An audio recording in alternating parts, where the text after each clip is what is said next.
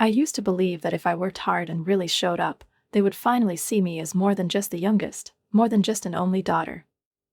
I honestly thought that if I was the first one in the office and the last one out, if I could master every detail, master every intricacy of the business they had been breathing since birth, then maybe one day I would hear more than an approving cough or a polite, "good job."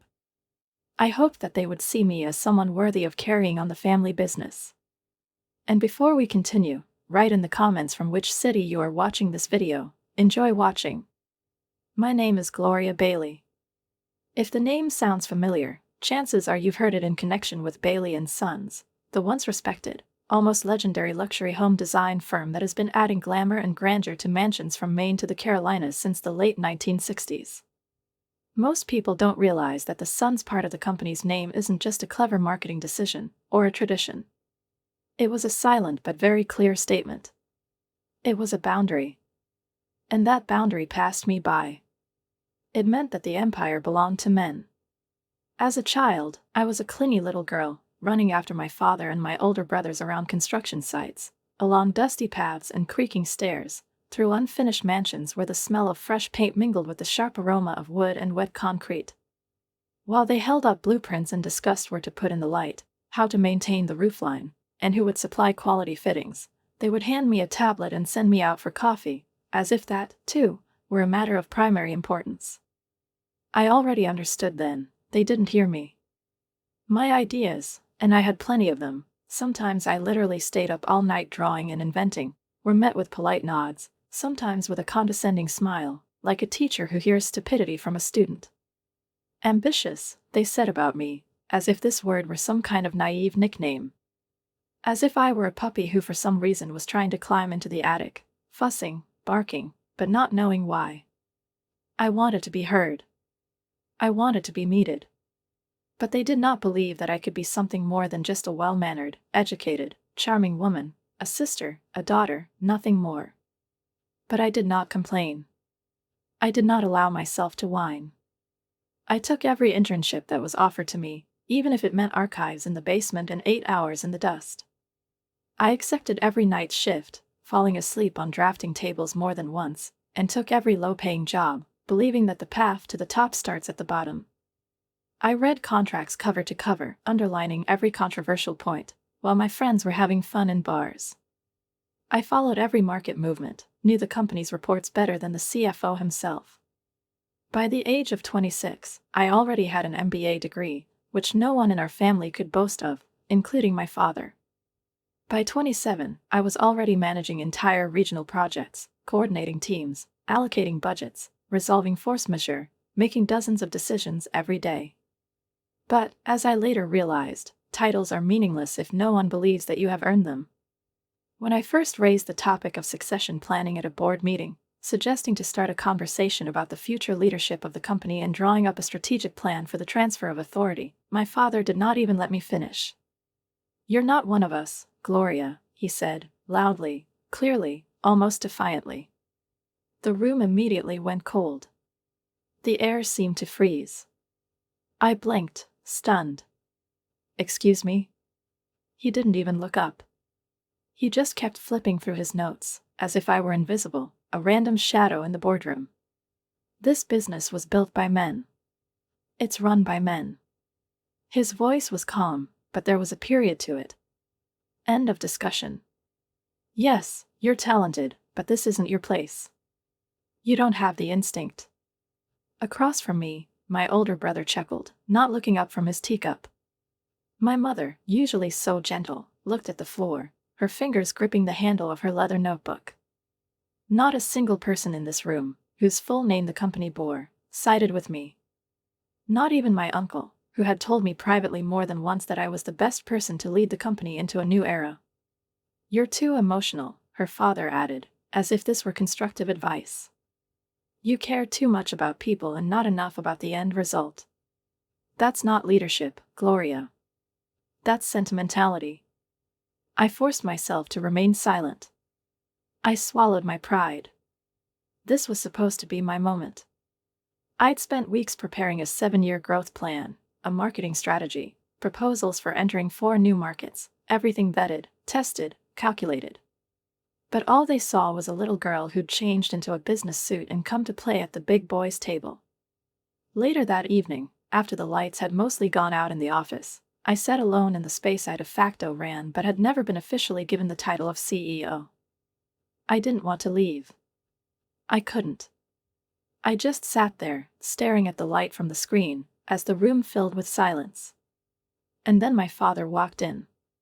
Without knocking, as always. "You know," he began casually, as if we were discussing breakfast and not my professional destiny. "Your brothers aren't perfect, but they understand what it means to have the Bailey name. You've always been a dreamer." I laughed. Not because it was funny, no. Because it was painfully predictable. "You mean a man with a vision?" I asked. He narrowed his eyes. "No, I mean a man who believes that having ideas is the same as having power." He looked at me like I was a nobody. An extra element in an equation that had long ago been solved. "You were never smart.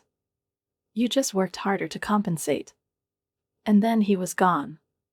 As if he hadn't said anything, as if his words hadn't cut me to the core, hadn't cut through the thin fabric of my hope, hadn't driven a heavy boot through the few shreds of faith that still clung stubbornly inside. But the phrase stayed with me, ingrained under my skin, lodged somewhere between my sternum and my solar plexus. "You were never smart." He wanted to insult me with that. He wanted to humiliate me, to make me believe that everything I did was not proof of my ability, but merely compensation for my shortcomings. But for me, it became fuel. Thick, hot, like the oil that fires are born from. I sat in the quiet of the office, where only the soft hum of the server and the occasional clicks of the old thermostat broke the night. I looked at my reflection in the dark screen of my laptop, and instead of the usual uncertainty and pain, I suddenly saw a woman I hadn't noticed before. The room was cold and dark, but this time I didn't want to cry. I felt clarity growing in me with each passing second, as if the fog that had clouded my vision for years had dissipated.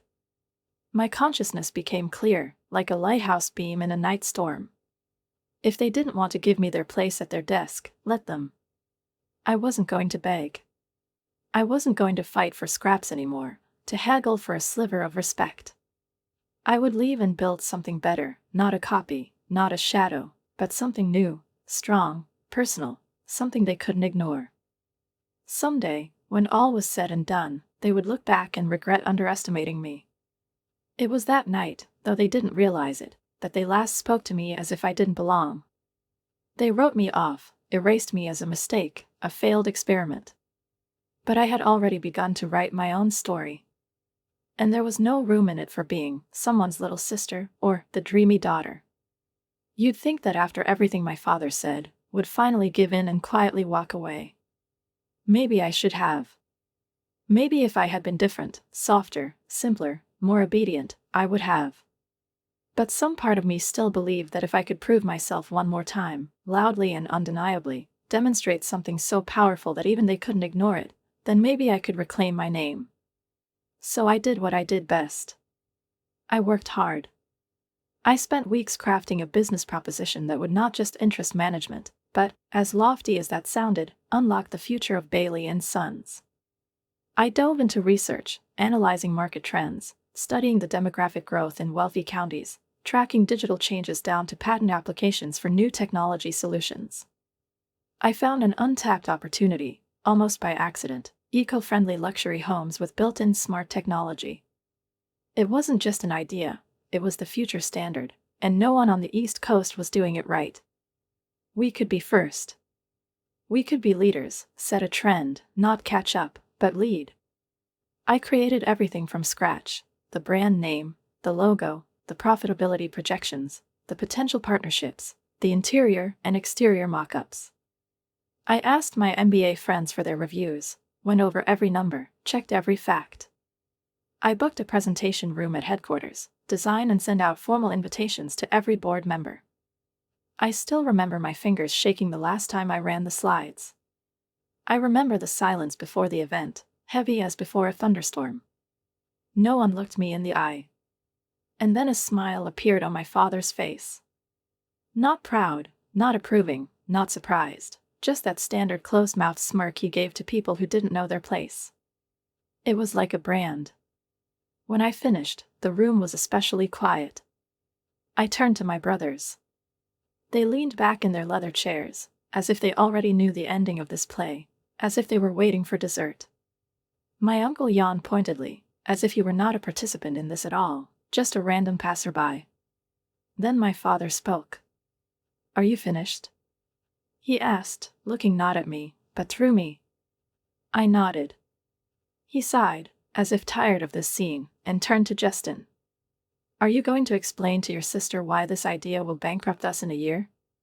he said, not even trying to soften his tone.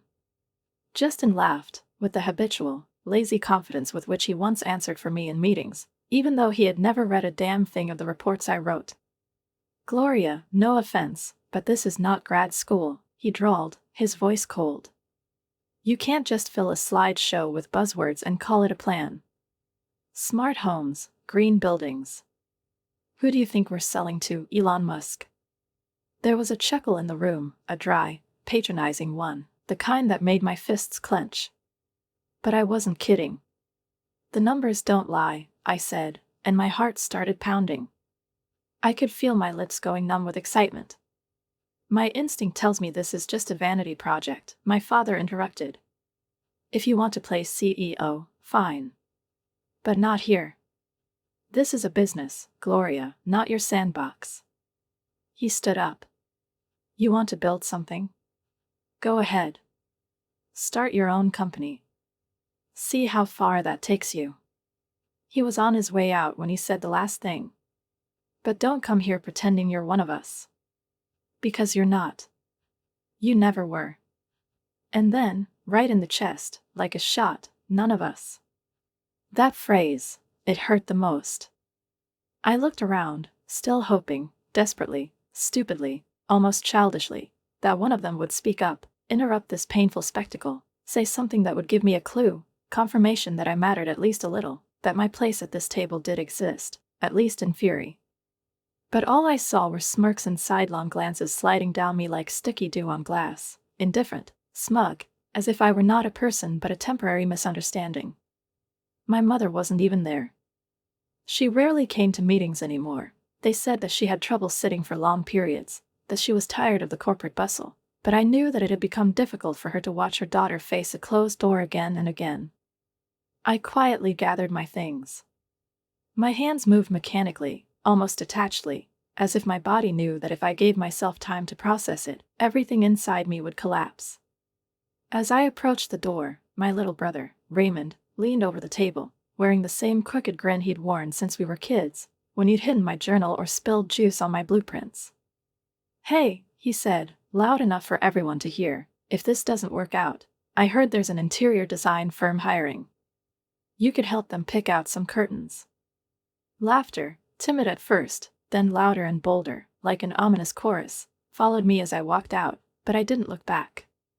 Because in that moment I knew, clearly for the first time, beyond any lingering hope, that they might have excluded me from their world, but I was going to build my own. And this time, when the doors opened, they wouldn't be invited in. That's how I knew this wasn't my family anymore. Not in a way that mattered, not in a way that would warm my heart. I wasn't their daughter, or their sister, or even their coworker. I was just someone who carried their name like it was a label, like it was a mark, not a sign of belonging, but a stigma they didn't think I deserved. I didn't cry in front of them. I didn't give them that joy. But the moment I got home, I broke. The pain, the anger, the shame, it all crashed over me in waves, overwhelming me, choking me, leaving me clutching at my pillow so no one would hear me sob in the dark.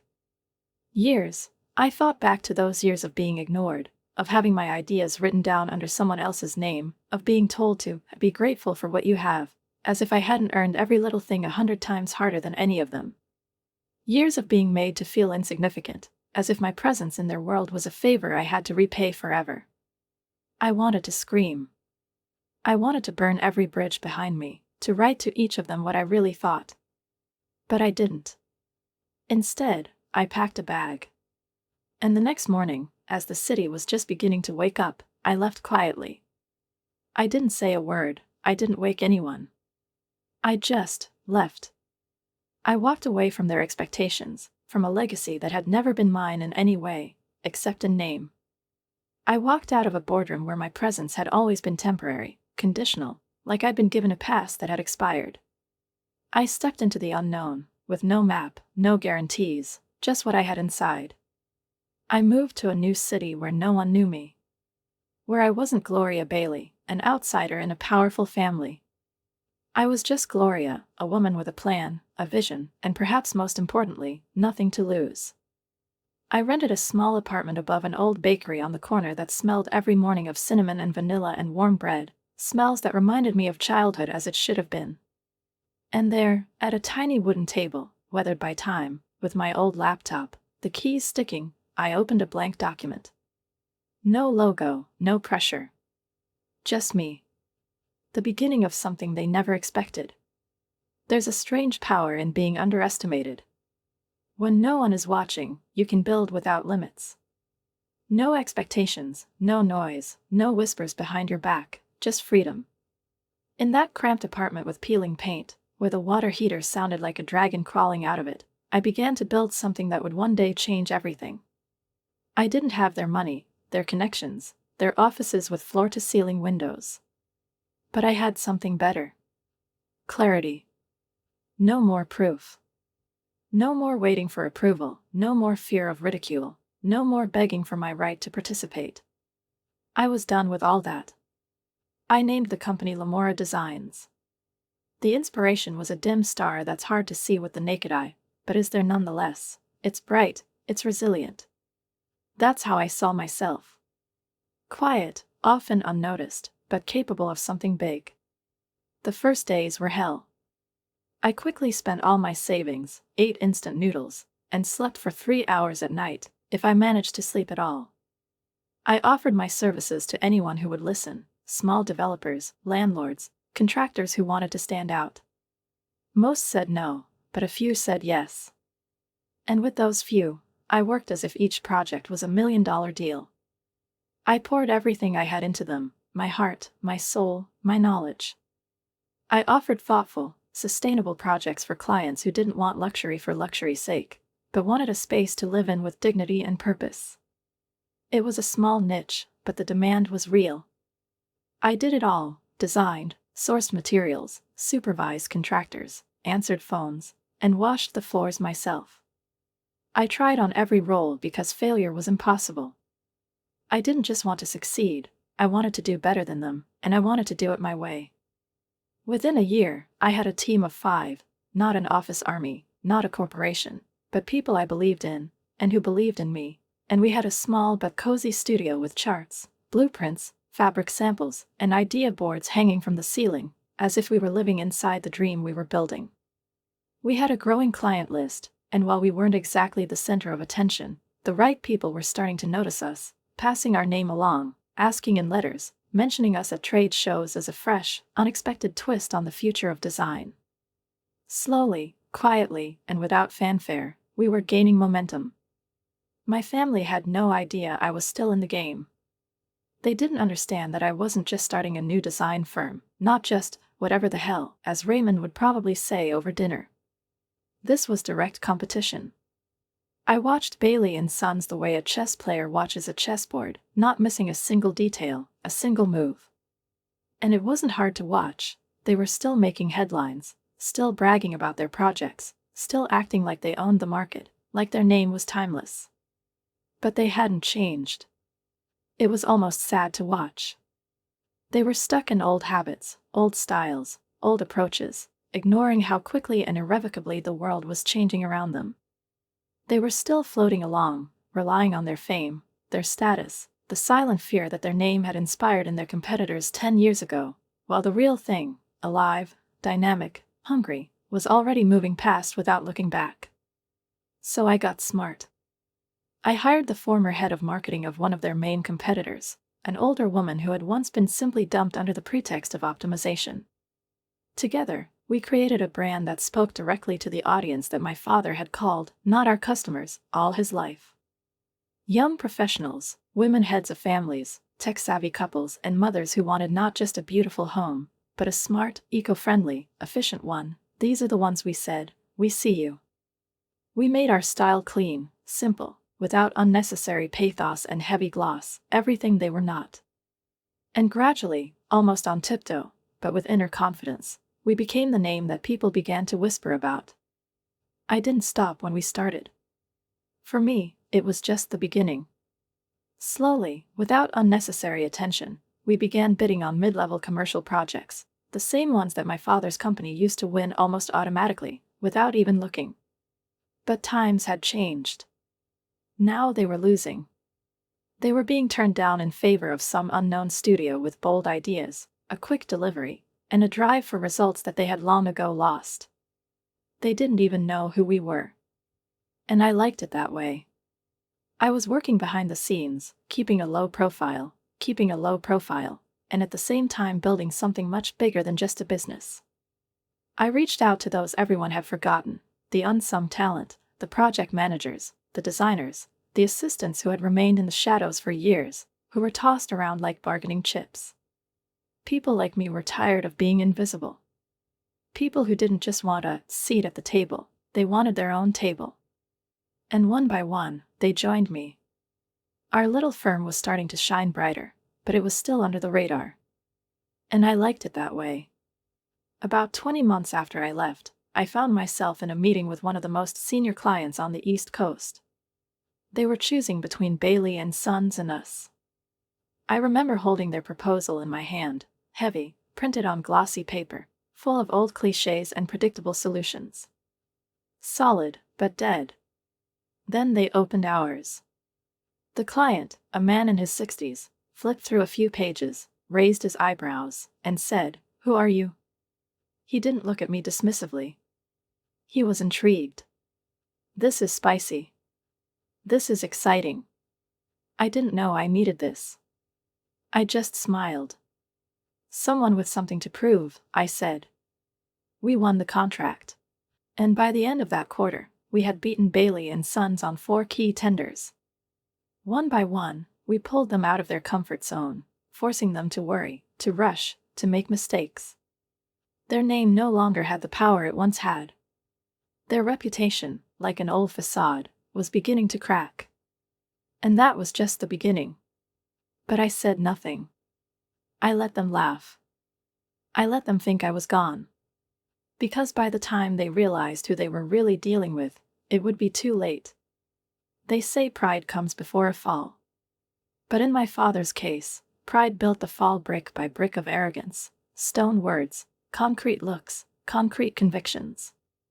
From the outside, Bailey and Sons still looked untouchable, glass towers, signature trucks with their name on the side, stylish spreads in architecture magazines.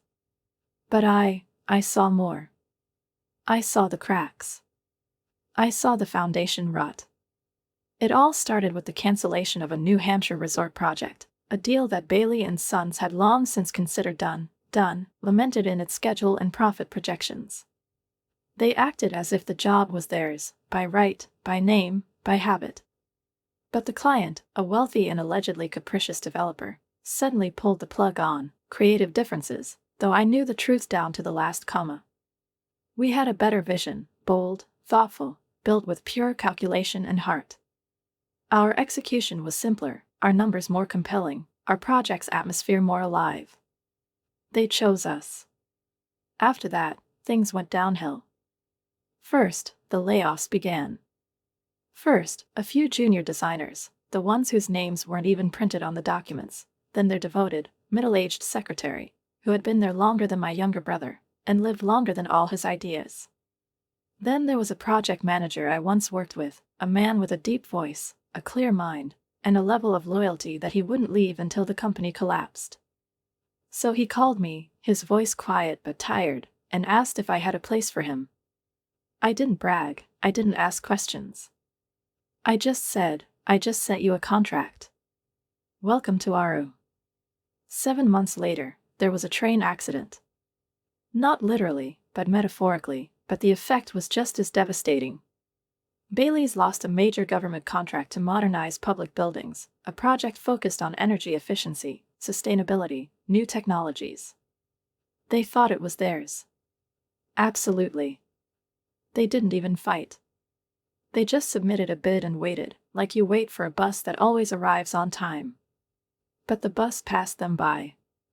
The clients chose us. Because the industry had changed. Because no one wanted glitz for glitz's sake anymore. The clients wanted freshness. Flexibility. Ideas. We gave them all free. They tried to save face. The press release was full of excuses, market shifts, aggressive competition, strategic priorities. Not a word about us. Of course not. I was sure they still didn't know who exactly was behind this rising brand. But they sensed something was coming. I knew it. I saw it, in the panic of their new marketing moves. Suddenly they had slogans about eco-friendliness. Suddenly their brochures were younger. Suddenly their social networks were full of the same hashtags we had been using months earlier. They were copying us. Hastily, awkwardly, clumsily. I almost laughed when I saw their sustainability campaign, soundless, soulless, as if cut from a corporate template. They were chasing a ghost. And the ghost was winning. Then the rumors started, of mismanagement, of internal tensions, of squabbles behind closed doors, of money that was suddenly tight. I didn't start the rumors. I didn't need them. The truth, when it's really strong, seeps out. And we kept building. Fear, it doesn't come like a storm. It creeps like a fog. My family began to panic, though none of them would say it out loud. Too proud. Too stubborn. Too confident in their own superiority, even when it had long since become a myth. One afternoon, I went to an industry trade show. Not as a speaker. Not as a sponsor. Just as an observer, a quiet shadow among the booths and banners. I wanted to see how Bailey and Sons would handle themselves, now that they were no longer the loudest company in the room. Their booth was somewhere in the back, off the main aisle, out of the spotlight. It was smaller, more modest, with a pared-down staff. My father was gone. Of course not. But Justin and Raymond stood there, in their crisp shirts, trying to look confident, like their looks still weighed a ton. But I could see the cracks. Thin, like old plaster. I kept my distance. Close enough to see every reaction, far enough away that they wouldn't recognize me. I stood like a hunter, knowing when to wait. A man approached their booth, a developer I'd met just a few weeks earlier at a presentation. He didn't recognize me. He simply walked up, took the brochure from Justin's hands, and as he leafed through it, said with a small, almost absent-minded smile, "Oh, I'm already talking to Lamora. They do amazing work." Justin tensed. I saw his shoulders freeze for a moment. Lamora, he repeated, emphasizing the first syllable, as if it were a name he'd never heard before, but was already getting too close. The man nodded. "You should check them out. They're really on to something." And he was gone. Justin's smile vanished, like a mask being dropped. He turned to Raymond and, trying to keep his voice even but tight, asked, "Who the hell is Lamora?" I smiled quietly to myself. Not triumphantly. Not maliciously. And with the inner peace of a man who had been building for a long time, not to take revenge, but to prove it to himself. The reckoning had begun. But the real turning point came one rainy morning, when the sky seemed to decide to pour out everything that had been accumulating, just as the world finally decided to talk about what was happening behind the gloss of the family sign. I was in my office, spacious, bright, permeated with the smell of fresh wood and coffee, surrounded by the teams that I had assembled myself, people into whose eyes I could look not from above or from below, but straight on, and I was reviewing our expansion plans, assessing the growth rates, logistics, negotiations with new contractors. Everything was as usual, until my assistant knocked on the door, pale, clearly excited, with that special expression on her face when you understand that you are carrying news that can change someone's reality. "You need to see something," she said, handing me the tablet. I took it, almost automatically, not expecting anything to throw me off balance, but the headline that jumped out at me was like a clap of thunder. Bailey and Sons faces huge lawsuit over project delays, breach of contract. I read it again. Not because I didn't believe it, but because I wanted to make sure it wasn't a joke, or a blog, or speculation. It wasn't just a hit, it was an expose. The article spoke of missed deadlines, inflated budgets, poorly coordinated projects, and, worst of all, anonymous inside sources who spoke of conflict, of tension, of leadership losing its grip. I knew that some of those voices were now part of Lamora. My father's empire wasn't just cracking, it was bleeding, and now the whole world could smell the blood. I wasn't celebrating. I didn't gloat. I simply closed the article, sat back, and exhaled slowly. It was never about revenge. It was always about the truth. About proof. About how I was never the naive, overly sensitive girl they thought I was. I wasn't playing dress-up in their world, I was building my own, brick by brick, without asking permission, without needing approval. While they laughed at me, I was laying the foundation for a future that had no place for them. And most importantly, they didn't expect that future to soon become public knowledge. There are moments that forever divide your life into before and after. For me, it happened on a quiet Monday morning. I was drinking black coffee, no sugar, no milk, as always, and tweaking the designs for a new eco-complex outside Portland when my assistant burst into the office, this time without her tablet, but with her phone in hand, screen ablaze. "Gloria," she gasped. "You're trending." I frowned. "What?" I asked, still glued to the monitor. She turned the screen toward me. And there it was. My face on the front page. Gloria Bailey, the nation's youngest female CEO, is the founder of Lamora Designs. My heart skipped a beat. This wasn't just an industry story. It was everywhere. Forbes. Business Insider. Heck, even the morning talk shows were picking up on the trend. One headline in particular stood out: Lamora's ghost founder reveals she outsmarted Bailey and Sons. I didn't need to read any further. I knew what they were talking about. I knew the narrative. The girl who was kicked out of the family business, who was underestimated, who was laughed at when she dreamed too loudly, was now the CEO of a company that was conquering the market every day. There were quotes from old colleagues, people who had once passed me by without saying hello. There were excerpts from a report I'd been working on at night.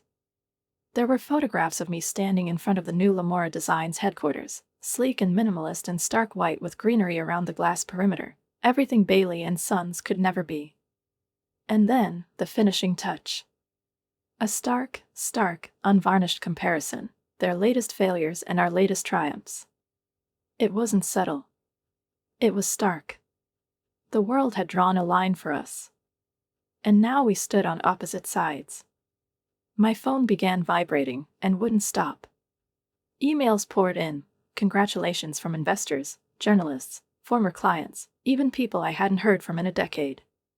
The world knew my name. And now they knew my name, too. But of all the messages that came in that day, only one really struck a chord with me. It wasn't from the press, or the financial moguls, or the star architects. It was from my mother. Just one sentence: "Your father saw the news. He hasn't spoken for an hour." I stared at the screen. Not with guilt. Not even with triumph. Just silent. For years, he had told me that I wasn't one of them. And for years, some part of me believed that if I could prove him wrong, if I could do more, if I could be better than he ever imagined, then he would admit he was wrong, that I did belong in the family after all. But in that moment, with the world applauding what he had once tried to stifle in me, I realized one thing that changed everything. I didn't need his approval anymore. Later that day, when my name was first heard in every corner of the industry, louder than those who tried to drown it out, I got a call from my publicist. Her voice was excited but controlled, like someone who knows she's holding something that could change the rules of the game. "A request for a primetime interview has come in," she said. "A major national network. Do you want to do it?" I fell silent. A long, dense silence, not from uncertainty but from the war inside me between two women, the one who wanted to be heard, and the one who no longer needed someone else's microphone to feel powerful. I didn't build Lamora for fame. I built it for freedom. But maybe now was the time to speak up. I nodded, almost inaudibly. Let's do it. 5 days later, the interview aired. I was wearing a navy suit, crisp, elegant, without a single unnecessary seam, without any loud labels. No agenda, no flags of revenge, no speeches about the fight. Just presence. Calm, confident. The host began with the story of our rise, from the days when Lamora was an idea sitting on a tiny table above a bakery to today, when its name is tied to every third luxury real estate deal. He talked about how a company with no big name had become a new measure of success, in less than 6 years. And then came the question everyone seemed to be waiting for. Is it true that you are Eric Bailey's daughter? I smiled softly. Yes. The host leaned forward. Why hide it? He asked. I looked him straight in the eye. I didn't hide it, I said calmly. I just stopped apologizing for not being welcome. He blinked, a little confused. I knew that look. Familiar. And then, now you've built a company that's bigger than them. I paused. It's not about one-upping anyone, I said. Although we both knew it was. It's about building something that reflects who I am. And creating a space for others to do the same. The interview ended with thunderous applause. The cameras turned off, but the feeling that something significant had happened hung in the air like the aftertaste of a fine wine. That night, Lamora's website crashed under the influx of traffic. We received more than 285 partnership inquiries. The stock soared 17% in just 29 hours. Investors began talking about global expansion. The world rejoiced. My name became a flag for women, innovators, dreamers tired of other people's ceilings. But one place remained quiet. The Bailey family group chat still existed, the one that once featured sarcastic comments, borderline jokes, and those laughing emojis that burned like a soldering iron. Now, silence. Not a word. And then a text from Justin. You used us. I didn't respond.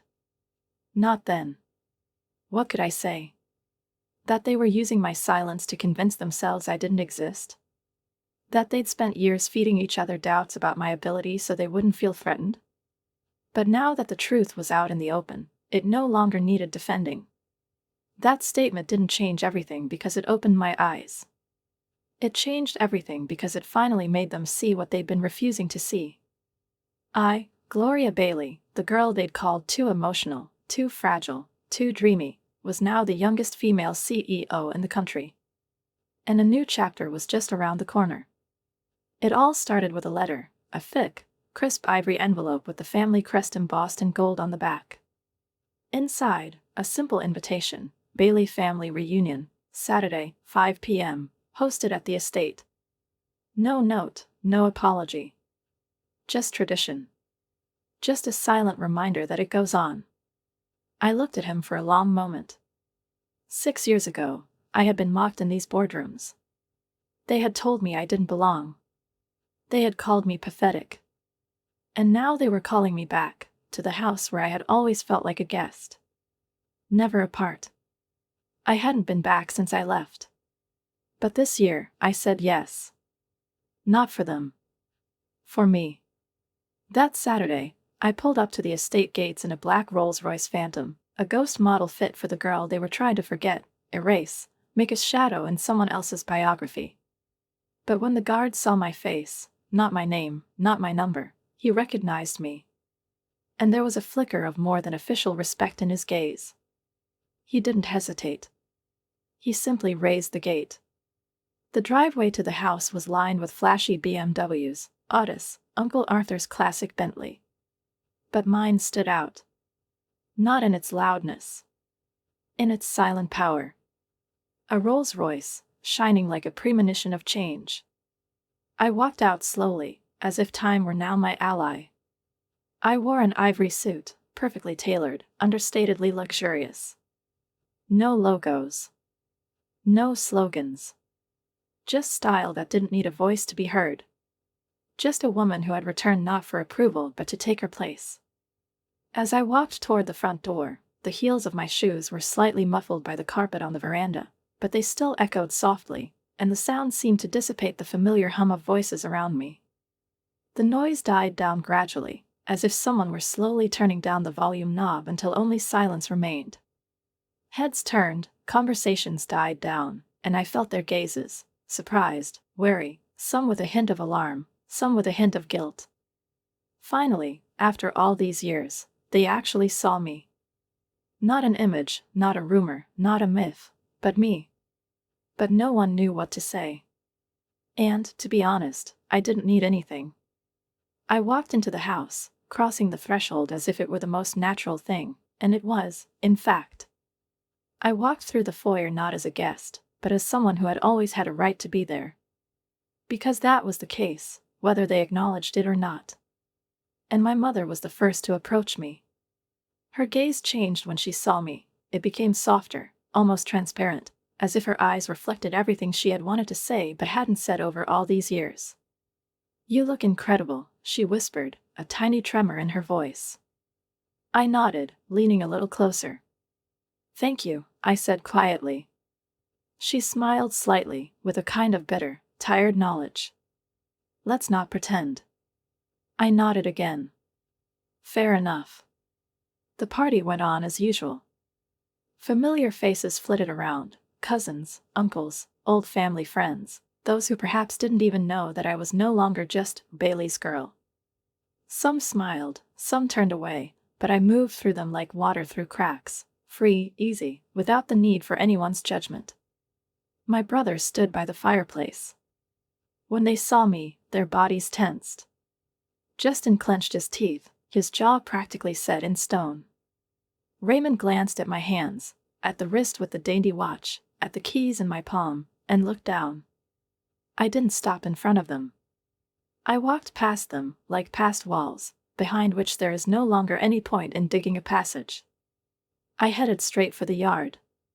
And there, on the back lawn, in the smell of freshly cut grass, in the fading light of sunset, stood my father. He looked out over the property like an old general looking at a battle map where there were more defeats than victories. His back was still straight, but no longer imperious. Hearing my footsteps, he turned slowly. And for the first time in his life, Eric Bailey seemed small to me. Not physically, no. Mentally. Humanly. "You came," he said, and his voice was quieter than I remembered. Almost lost. "I came," I answered simply. He looked at me for a long time, cautiously, as if he expected me to disappear. "You've made a name for yourself," he forced out. I said nothing. The silence itself was an answer. He turned away, and I saw his shoulders sag a little. "Janet, I may have been wrong." It almost made me laugh, but I held it in. "Maybe?" I said, tilting my head slightly. He looked at me again. "I didn't come to apologize," I said quietly. "I came to take stock." His gaze flickered slightly, as if the words had shattered something inside him, but he didn't argue. "The company is going through hard times," he muttered. "Your brothers," he paused. "And then, we could use your help." I met his gaze calmly. Not angry. Not contemptuous. Just final. "You told me I'd never be smart," I said quietly. "Just a girl with too many ideas and no power." He didn't answer. He didn't deny. He didn't apologize. I looked back at the house, at the party, at the crumbling legacy. "And now you want my help?" He parted his lips, but I stopped him. "I didn't come to save you, Dad. I built something without you. While you laughed at me, I created. While you doubted me, I became what you said I would never be." He looked at me like I was a stranger. Like a woman he'd never known.